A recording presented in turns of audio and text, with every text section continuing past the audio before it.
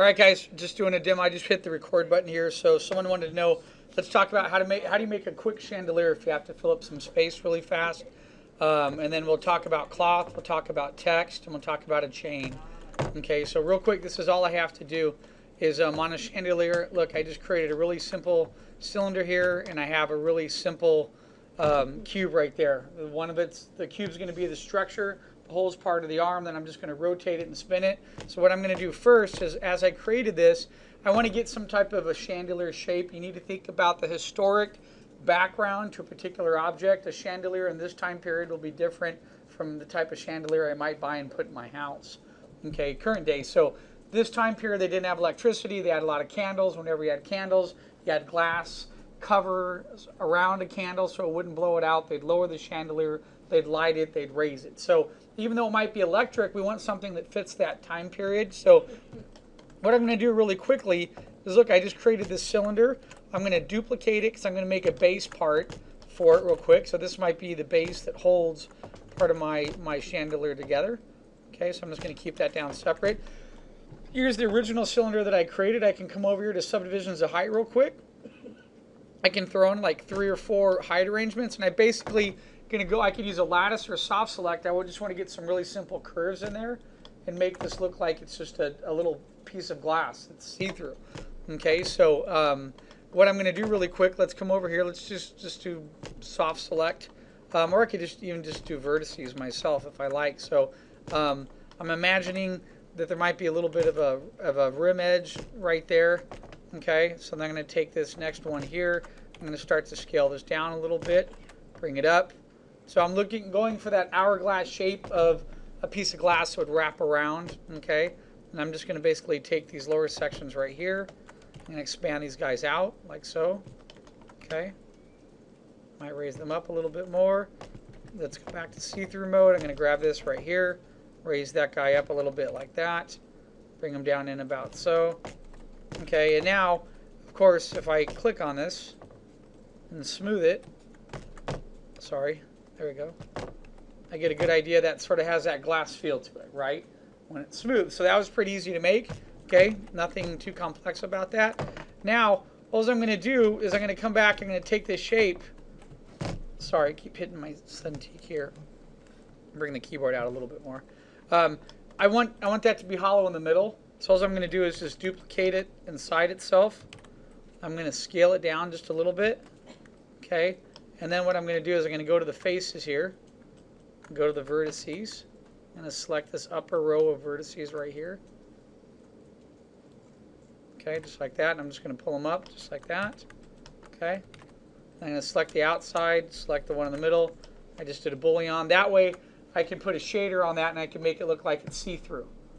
Okay. So I can make it look like it's a piece of glass, so you'll be able to see a candle in it. Remember when I did the little demo on the windows, how I save pieces to reuse? So now I can I duplicated that. I can just bring that and put that inside, and that might be like the little round base. It could be like a candle if I wanted to. And then I could even make it look like there was a light in there or whatever. So let's just go, let's say I put this little base in there, because that's going to be see-through when I'm done with it. In fact, let's just do it right now. Let's go to Window. We'll go to... yeah, give me a second here. Mouse is super sensitive. Let's go to Hypershade. I'm just going to create a real base. Let's just go to Blend and double click this blend. Let's go to Color. I'm just going to go for like a sort of soft color towards here. Hit Done. And then I'm going to go to Transparency, raise the transparency, drag and drop that on there. And so once I smooth that like that, say I just have a real simple base that would be like a light for my chandelier, right? Did that pretty quick, okay? And that might be, I could color that white and make it look like it's a candlestick, right? But now I want to do the lower part, which is there's always something that holds that, okay? So I just have a real simple cube here, a cylinder. I could just extrude on that. I can add a couple subdivisions in there, something that holds it together. I mean, that's pretty basic there. Even if I came in here and did something like that, that's some type of base, you know what I mean, that holds that together. I need something in there. So let's just say, for time's sake, let's say I was in a rush. I'm just going to, let me delete this. I might come over here. Let's stretch this down a little bit. I'm going to just go to Insert Edge Loops. Okay. And I'm just might put a couple edge loops in here, just like 3. And I'm just going to manipulate something by hand very quickly. So I'm going to grab these vertices right here and bring them down a little bit. I'm going to scale them in a little bit like so. Okay. And then maybe I decide right here when I look at this guy. So we're going for a Victorian. I want to break out of normal shapes, you know. So maybe I pull that down a little bit more like that. And what I need to do is I need to look at, you know, what this object looks like when it's smooth. It could be a base underneath the light. If I smooth that, that's pretty cool. See that?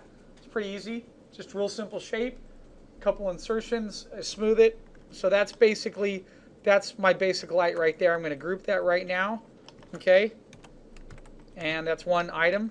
So if I go into my group here, it'd be in my best interest to quickly come over here and just label this, and I'll call this light. Just label all the parts for it. That's one of the lights. That way I don't have to do it again. If I open up the grouping here, I select, I can call that base. Okay. And let me center that pivot. That's the glass. Okay. And then let's come over here, and then that's going to be the candle. I'm just curious, because it is a Victorian time period, right? They have a lot of ornate elements. I did notice something. I have a little bit of this ribbing happening right there. So see that bend on there? You see it's how it's getting that diagonal line on there. If I add an edge loop in there, so I'm going to come over here, click, put another edge loop in right there. And then I'm going to expand that edge loop out just a little bit more. Now when I go to smooth, see that? It gets a nice round contour in there, so I thought I'd fix that real quick. And then I like doing this. When I have a part like this, sometimes I can just duplicate it, bring it down. I might be able to flip it under itself and scale it down. And maybe it's another little decorative element. Something that's really small, let's just say. So there's my light right now, okay? So now I'm going to make, we have to have an arm or connector or something that brings that all together. What would be indicative of this time period? We'd have wood with metal. Okay, so really quick, what I'm going to do is, not that. I'm going to take this, I'm going to make it into like what might be like a thin piece of wood. Okay, and I might put like a little metal bracket on there, even though I might not see it. But it could be, I might see it closer in the picture plane depending on how I render, you know. So I'm going to this is what I'm going to do to create that little piece of metal that goes on top of it. I'm going to take this, scale this down. Let's just enlarge this over on the outside a little bit like this. And I'm going to go to bevel. Okay, and I'm going to go ahead, right click on this. Let's go to edge, select all these edges right here. Wrong piece, there we go. And I'm going to put bevel at about, let's say 3. There, I beveled it, so that looks like it could be a little bit of some type of little metal element on there that connects it. Okay. And even this, I want to maybe bevel it just a little bit. That's just a little arm. I'm just going to worry about these edges here. I'm going to put this at about 2. Let's hit apply. Oh, not 23. Let's do that again. Okay. Close. And now I'm going to make some little rivets that go into part of that. So I'm just going to create a sphere really quick, like this. I'm going to zoom into my sphere. Let's go to face. Okay, I'm going to delete all these faces from here down. Once we're done, I'm going to right click on this. Okay. I could have even made that low res. Let's do that real quick. Let me go Command Z. So I created my sphere real fast here. Let's come back over here. And I'm going to drop these subdivisions down to like 10. Actually, I like prime numbers. 11. 11. There we go. Because now when I smooth it, see, it's nice and round. So I'm always trying to save myself a little bit of detail. And this is just going to be a small little part. So I'm going to select all these faces right there. Those are gone. I'm going to come here, click on edge.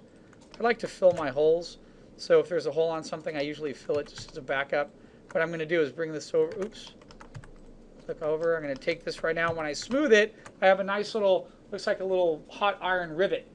Okay. So I'm going to bring that over here, center the pivot. So I'm using a lot of hotkeys, which hopefully a lot of you guys have been using. Hotkeys make a world of difference. Okay. I'm going to rotate this up, put it at 90 degrees. Negative 90. There we go. Zoom in there.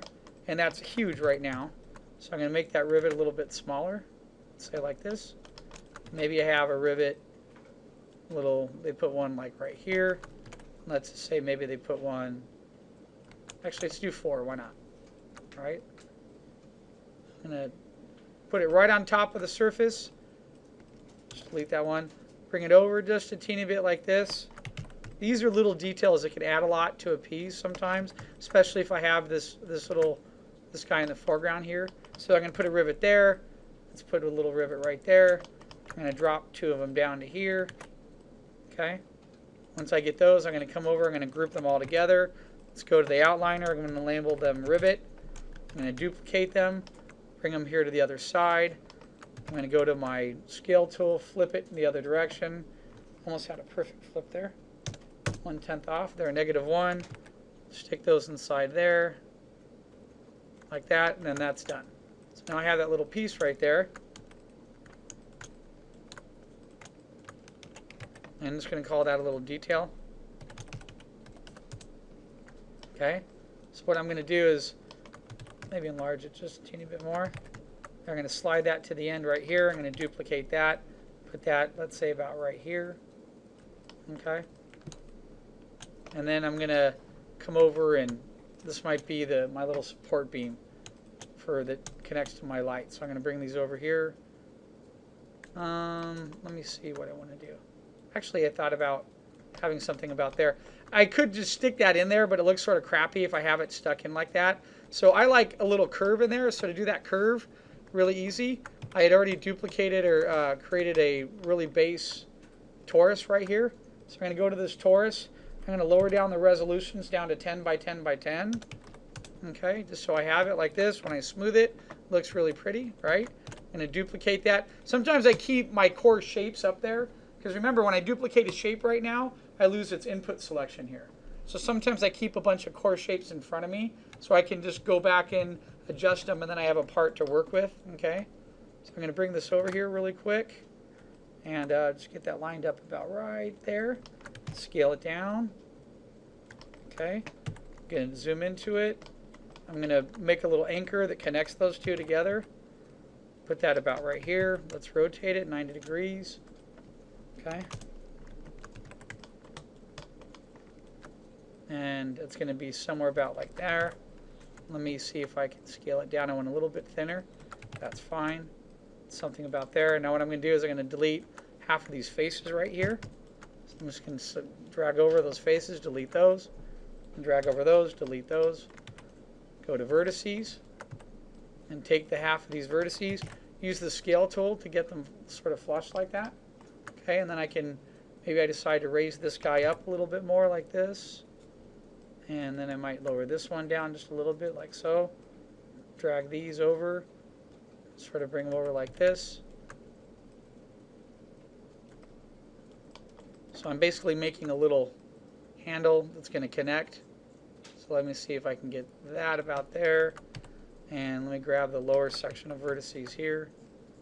Make those sort of come out about there. Now one thing, this is at a weird angle here, so I'm just going to insert another edge loop really quick there, and then I'm just going to bring it down.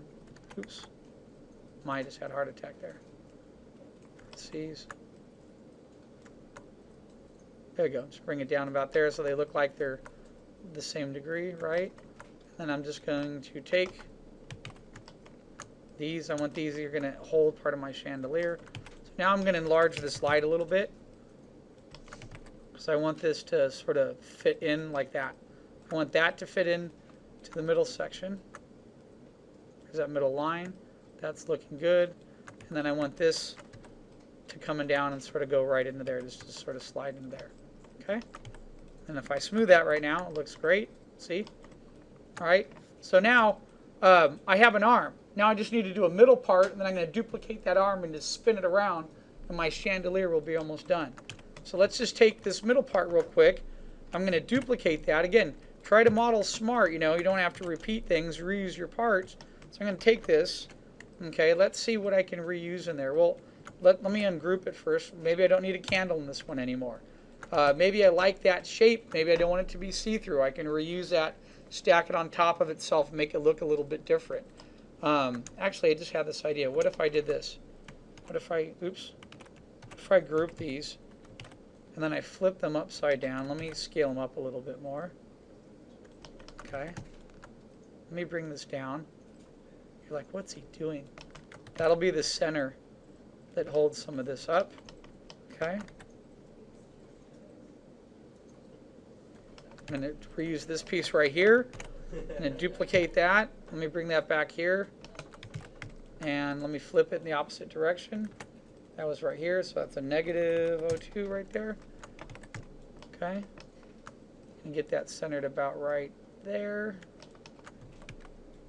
Bring those vertices back. Bring those forward a little bit.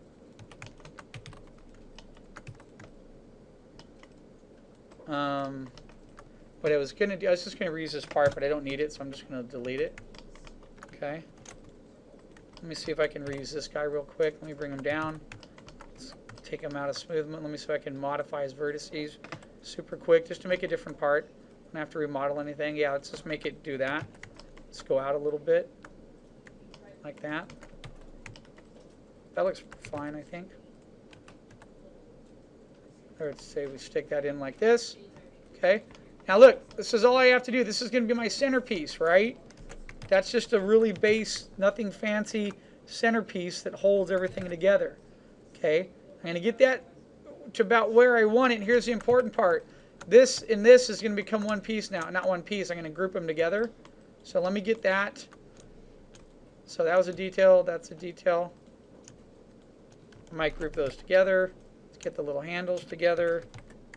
And this guy, you can label them later. I'm just doing a quick demo for you. So there, now I have that together as one. I'm going to call that the handle. Okay. And then I have that end piece right there, the light, right? I'm going to group them together. I'm going to call that an arm. So now that it's grouped, watch what I'm going to do real quick. You can do this in a perspective view. If I come over here and go to my top view, and I come over to this window right here and look, you see this? There's the pivot. There's the center of my object right there. Do you see that? So if I come over and if I click insert right now, I take out that pivot and I'm going to put it right over the middle right there. See that? It's right over the center. I'm going to hit insert. It's in there. The reason I did that is now I'm going to hit duplicate. Okay. I'm going to go and rotate this. I'm going to put this at -45. And then I'm just going to hit Shift D. Okay, go back to perspective mode, and there's my chandelier. Okay, so you see how I did that? By hitting Shift D, it repeats any type of movement that you did before. So even if I wanted to, I'm going to make a chain in a minute that'll hold that up. So if I come over here, oops, and if I wanted to delete that, look at what Shift D does. If I duplicate it once and move it there, and then just hit Shift D after that, it repeats the movement, right? Well, it'll do the same thing if you take the pivot out and you move the pivot where you want it, insert it back, hit Control D. Oops, I don't know what I just did. And if I rotate that like that and then just hit Shift D, uh-oh, didn't do it that time. Let me back up there. So if I take the pivot out of any object, move it over, hit Control D, don't hit any other buttons like I just did. Get that angle lined up exactly. So if it was 30, it's going to be either 30 or 45. It's not going to be 42. Because if it's 42, when I hit Shift D and wrap it all around, it's going to overlap itself like that. So you have to make sure your angles are on.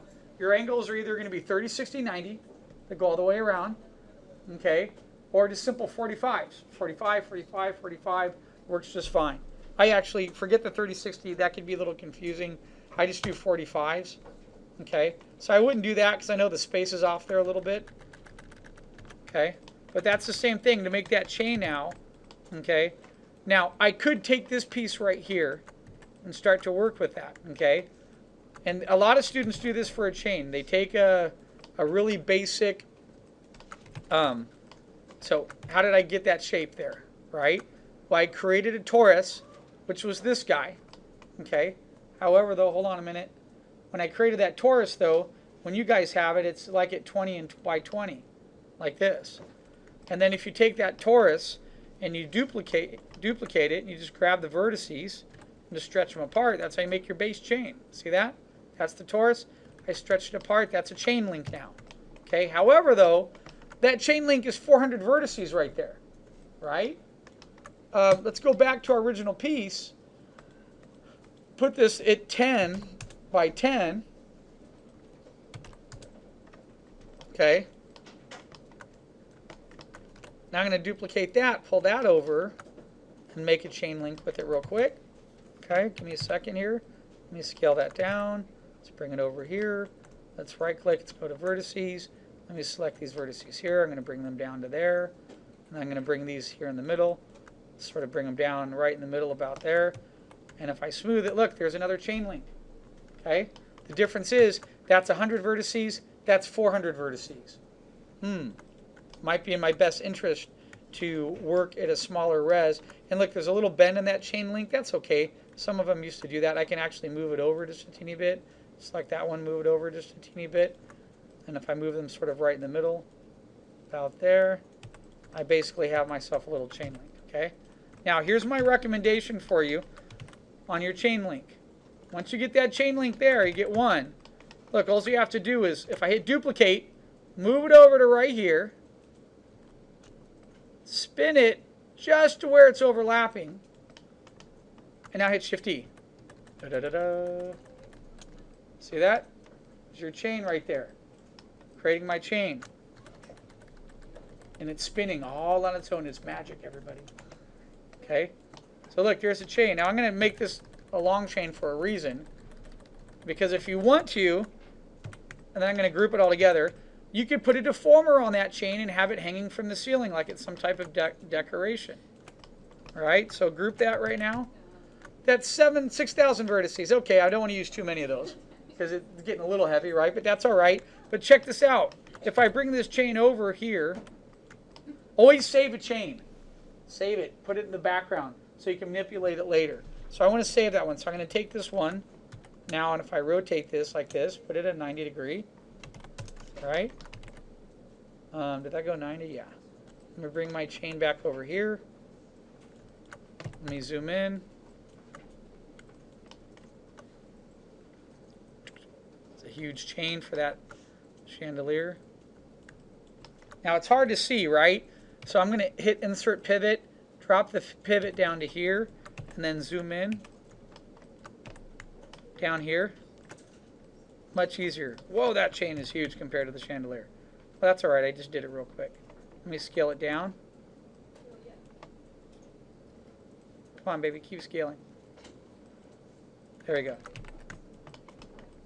I did it again. I accidentally hit Center Pivot. It's a habit I have. And now what I can do is if I get that mounted right about like there, then if I really want to get picky, I can make this look like it's a larger mounting bolt. I can select that separate and just enlarge it, maybe even spread it out a little bit like that. Not too much, because then that affects how that connects to there. But that's fine, you're not going to really see that. Okay, and then I'm just going to go back to the Move tool, center that right over the middle, and that's basically my chandelier right there. Okay, that I made super quick. Okay, but that's a chandelier I can use in any of my pieces right there. You know, I did that really fast. Okay, so now real quick on the chain, let's say you have a chain and you want to hang that chain somewhere in your restaurant, right? Well, it's a straight chain right now. If I duplicate it, bring it over here, I go back under, where am I going? Animation, and create deformers. And I'm going to come down here to nonlinear deformers. I'm going to go to bend. So you put that bend in there. That's the length of the bend. I need to rotate the bend right now, and I'm going to turn it to 90 degrees. Actually, which would be, let's say 90. Hold on a minute. What happened there? Oh, there it is. I was looking at the wrong number. My bad. I don't have my glasses on. So once I get that in there, it's in the chain. Do you see that? Now I can come over to the bend deformer and look. Magic. See that? I could bend the chain. So I could look like the chain is hanging from the ceiling from one point to another point if I wanted to. If I wanted to wrap that chain around a table, look at that, folks. Boop. I got to make sure I get it exactly. You got to make sure you have that sound effect every single time. Yeah. Boop. This is actually FYI in the 106 class when we make tires. This is how you make a tire for a vehicle. You make the tread on a flat piece and you wrap it around, connect them to each other. Okay. So I'm trying to get that number. I have to type it in manually here because I can't get 3.2. That was too much. So now I have to go back and say 3.18. Oh, almost 3.16, I think. Ah, look at that. Perfect. So you see that? Now I have a perfect chain. So I could wrap that around a table. I could have it around a picture frame, right? I could use that in multiple ways. I could have it bent like so. Oops. And then once I like that, what do? I want to keep that. I select the chain. I go to Edit, Delete by Type History. Okay, and it's going to get rid of that. And now I have a chain that's on a curve. So now I could rotate that chain and, oops, I can rotate that at 90. See, and I can hang that in my restaurant now. It could be hanging from the ceiling. It could be some type of decorative element that's hanging. In fact, how about this? What if I had a chain hanging on the ceiling and then I had a bunch of swords and pirate swords that were like clipped to it? That might be really cool, hanging from up above. That's something else that I could use. Okay, all right, so that's a chain. Talked about chain. Let me hide that. And then I still have my original chain there, right? Because now I could bend that and use that. That's why you want to use the original. And look, that's a low-res chain, isn't it? But when I smooth it, it looks very pretty. Okay, so got to remember that. I'm at 2,000, what was I, 6,000, 2,000, 3,500 verts for that. That's not bad. But that was 1/6 the size of the original one. The original chain link from the Taurus was 400, no, it was 1/4 of it. Was 400 vertices. I turned it into 100 vertices before I duplicated and made the link. Okay, so that's chains. Let me hide that. Let's come back. I got a cool chandelier I can put inside my location. Now I can duplicate that and move it around wherever I want to, right? Okay, now let's talk about cloth real quick. Cloth is easy and it's very fun. Okay, let's see here. I need some space to move over. Let's take this piece. Okay, so look at what I have right here, folks. I have a really basic, simple poly. I just created a flat poly right here, like this. That's it. Okay. I'm going to turn it, rotate it up to a 90, so it looks like it's something that's hanging. Okay. Now I need to come into that. In order to bend it, I need to put little subdivisions in there. After you create it, go into your input selection, subdivisions of height. Let's say I put 8 that way. Let's say put a couple more in this way. Okay. Now, basically, oops. Now, basically, I just go in there and I manipulate the vertices. If I change the vertices, I'm going to start to get the feel and look of cloth. So right now it's completely flat. What does cloth do? Cloth bends between points. It has what we call anchor points. Okay. It has weight points that distribute it. So let's say I wanted to try to do some of that. I'm going to go to my lattice option. I just hit my hotkey, which puts a 5x5 lattice that I have preset in there. Okay. And then I'm going to come over here. I need to click on my lattices, tell it to go to lattice point. And now I can start manipulating some base points and seeing what I end up with here. Let's take these base points. Maybe I pull these up a little bit. Maybe I'm going to bring this down a teeny bit. Let's bring this guy down a little bit more. Okay. I might decide that this is bowing out a little bit here. Actually, it's not letting me move my... Hold on a minute. What's going on? Maybe I can't do my lattice on there. Let's just do it manually. Oh, that's weird. Yeah, my lattice isn't working. It's a flat piece of geometry. I'm just going to delete it. If that had thickness to it, I could use my lattice. So let me see if I can... I don't want to do thickness and it doubles the vertices. So forget... I thought the lattice would work on there. That's weird. Let me try something real quick. Edit, delete by type, history. I just want to check something in my lattice setting. Let's go to animation and create deformers, lattice. Let me bring this option, 5x5. Yeah, it's not going to allow me to work on there, so let's just do it manually. It's just, you can do it pretty quickly too. So I pull a couple out. Let's say I pull a couple out this way. And I push a couple back in here. Let's start to pull these up a little bit. Okay.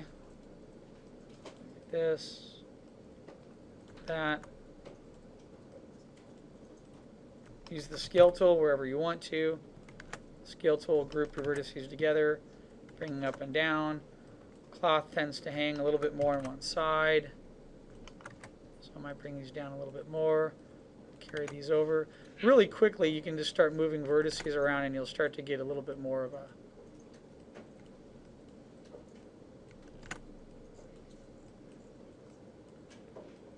just move them in chunks.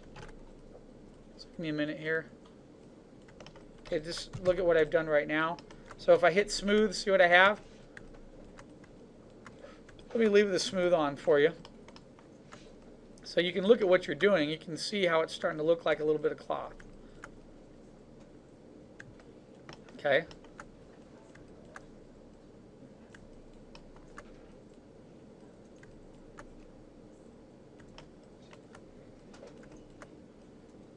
Now another way to do this really quickly, if you like, very similar to this, just works a little bit easier than vertices if you're doing cloth, is NURBS. NURBS is a different type of typology, but it can be converted back into a poly. Okay, I still love to use them every now and then to make certain shapes. So to use a NURB, it's a surface right here. And so if I create this flat piece of mesh right here, and I go to NURBS plane, and I'm going to tell it to put in. What I like about using the NURBS is this, is that, hold on, is that they're interactive with each other. It's a different type of typology. It's not used as much because they can be very heavy and they're harder to texture.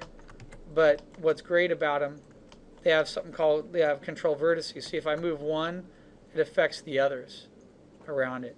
So it can be a little bit more efficient way sometimes of you know, affecting and bending parts of cloth and fabric. I've used it a lot to do like folds and stuff, and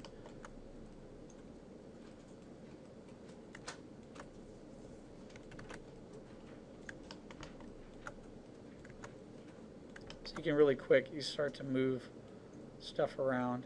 So the thing about fabric and folds, it's not, you just don't create something and start moving stuff around. Fabric and folds work off of usually two things. They work off of line weight, or a weight, meaning that there's a weight anchor into the fabric that's causing the fabric to hang between itself, or it's being, the fabric's being interacted by a particular object around it that might be pulling on or whatever. So let's say you wanted to have some type of flag hanging down. See how easy I created that? All right. All I have to do is come over here and under, give me a second here. Let's go find it. What's it under? I have a hotkey for it, and I don't want to tell you the hotkey. Let's convert it. I forget where it is. I haven't been in Maya for a little bit. And what was it? I thought it was modify. I just need my glasses, I think. There it is, convert. I just couldn't see it. Convert right here. See that? Convert NURBS to poly. So if I click that right now, it'll bring up a window. I can say, I'd make it quads count. I can control the count if I hit 75. See that? It just took that and converted that into a rough piece of poly for me. And then if I hit 3, it smooths it out. Okay, so that's how you can do fabric really quick. Okay, and remember too, let's do this one real fast. Oh yeah, I can't do that one because here, let me try it like this. Let's insert. Do it our own because we're rebels without a cause. Okay, here I inserted some edges here real quick, right? If I go to vertices, they're all there. Remember, if you click and I go to soft select, this would be a good example of where I can use soft select very easily. Or if I move this out a little bit, see? And I think that's a cool thing about soft select. It sort of allows some of what the benefits of having a NURB typology can work inside a polygon typology really quickly. And you can create elements that look like they're flags and they're hanging, and you can smooth them real quick. You know, and you have that.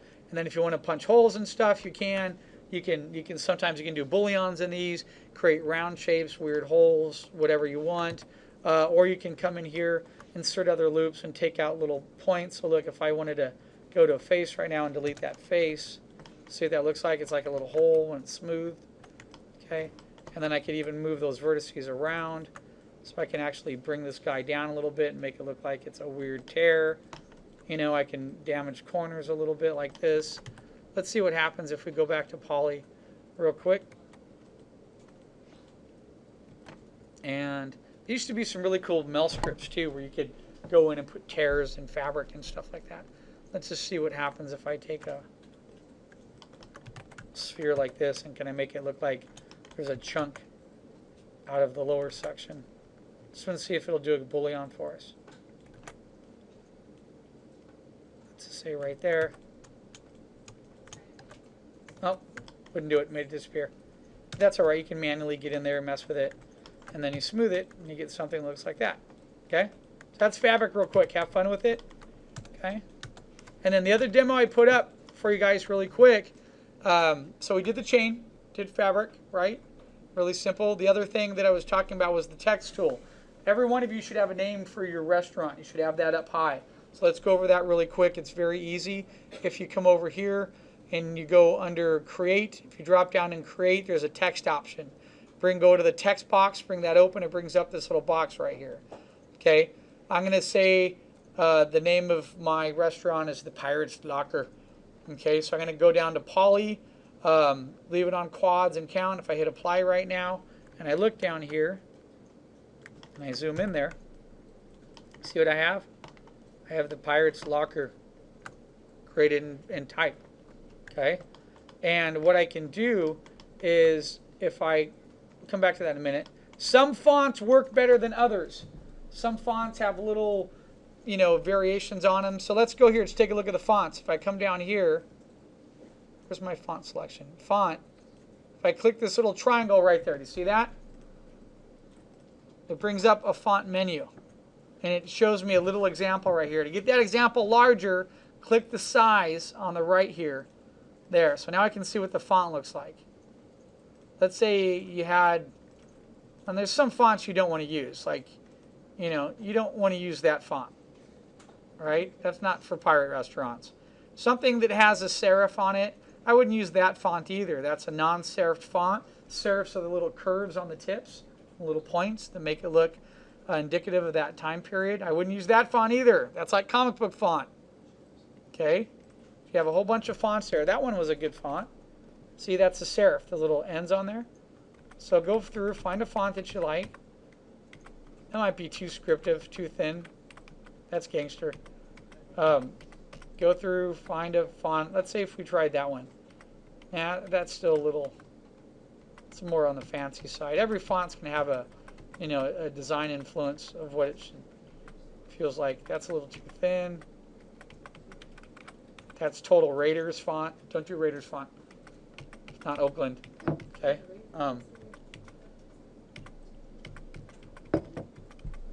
Try to find one. That's a little too. And let's try that one. Put it on bold. Hit OK. And then hit apply. If I look, there it is. Okay, Pirate's Locker. Now, once you have the font created, look at the difference. It's pretty easy, right? No thickness to it. So what I'm going to do, I thought there was an option that put thickness on it. Anyway, I don't remember. I thought there was something new that they developed. If I go to face right now and I do this, select all the faces like that. Go face. You know what? Hold on a minute. It's supposed to be poly. Let's try that again. That was weird.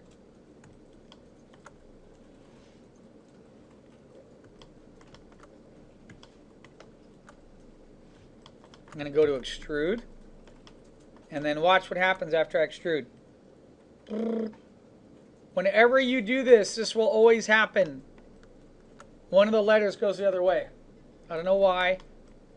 Sometimes if I hit the W button and don't use extrude arrows, it's just fine. No, it didn't do it that time. Just try that again.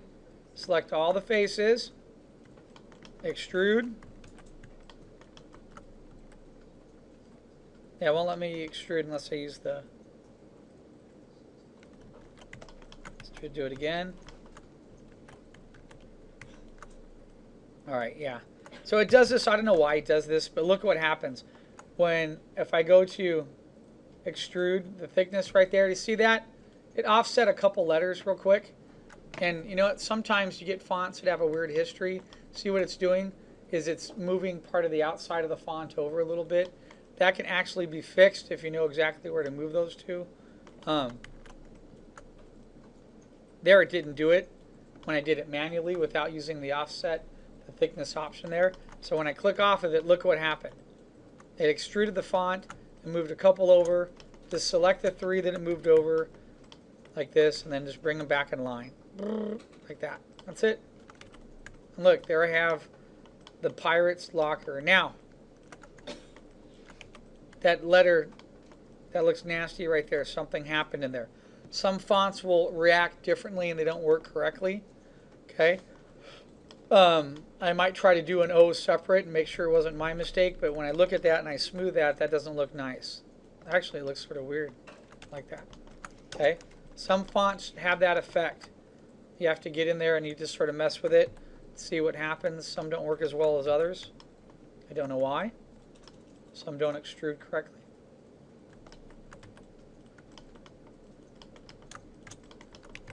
So I'm going to grab those, bring them into line.